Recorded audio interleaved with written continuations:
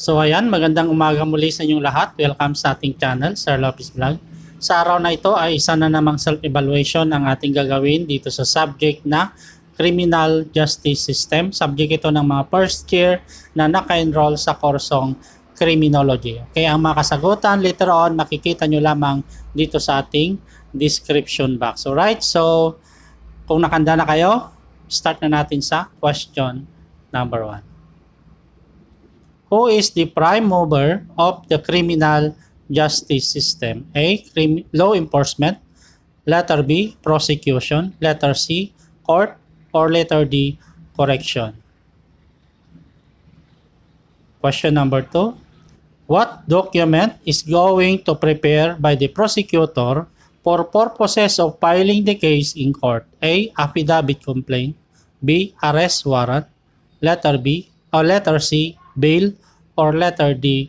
Information. What document is going to prepare by the prosecutor for purposes of filing the case in court? A. Affidavit-complaint B. Arrest warrant C. Bail. Or letter D. Information. Number 3. What is the proper term used to describe the person who is the subject of the criminal justice system while in the level of the prosecutor? A. Person of interest. B. Suspect. C. Respondent. Or letter D. Accused. Number 4. Among the different components of the system, who is responsible for the prosecution of the offender? A. Police. B. Prosecutor. C. Court. Or letter D. Community. Number 5. Investigation and arrest of the suspect is the goal of what component of the criminal justice system, or what component of the system? A. Law enforcement. B. Court. C. Prosecution. Or letter D. Community.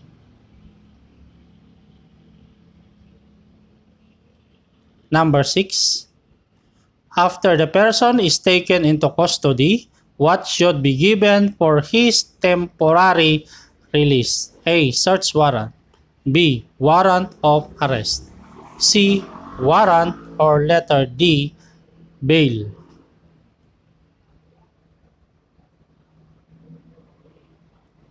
Seven. What is the purpose of referring the case before the office of the prosecutor? A. To conduct final investigation. Letter B. To determine whether the person is guilty. Letter C. To conduct preliminary investigation. Or letter D. All of them. Number 8. Who is the principal character of the criminal justice system? A. Offender. B. Victim. C. Judge. Or letter D. Police. Number 9. Characters in the criminal justice system who is tasked to secure the premises where the offenders live. A. Jail guard. B. Prison guard. C. Prison employee. Or letter D. All of them. Next, number 10. The reading of the complaint to the accused in order for him to be informed of the charge against him is called A. Arraignment. Letter B. Decision, promulgation. Letter C. Trial. Or letter D. None of them. 11. Who will issue warrant for the arrest of the accused? A. Police. B. Prosecutor. C. Court. Or letter D. Community leader. Number 12. The component of the criminal justice system that investigates and arrests the suspect. A. Law enforcement. B. Prosecution. C. Court. Or letter D. Correction. 13. Stages in the criminal justice process except A. Arrest. B. Charging. C. Adjudication. Or letter D. None of them. 14. In the philosophies behind the criminal justice system, what approach assumes innocence? The prosecutor representing the state must prove the guilt of the accused. A. Adversarial. B. Inquisitorial. C. Mixed. Or letter D. All of them. Number 15. The role of the police in society is crime prevention, which is not the main goal of the criminal justice system. A. True. B. False. C. May be true. Or letter D. May be false. Number 16. A criminal justice process whereby the person is taken into custody in order that he may be bound to answer for the commission of an offense. A. Custodial investigation. B. Arrest. C. Prosecution of the accused. Or letter D. Preliminary investigation. 17. The purpose of this kind of investigation is to determine the existence of probable cause. A. Custodial investigation.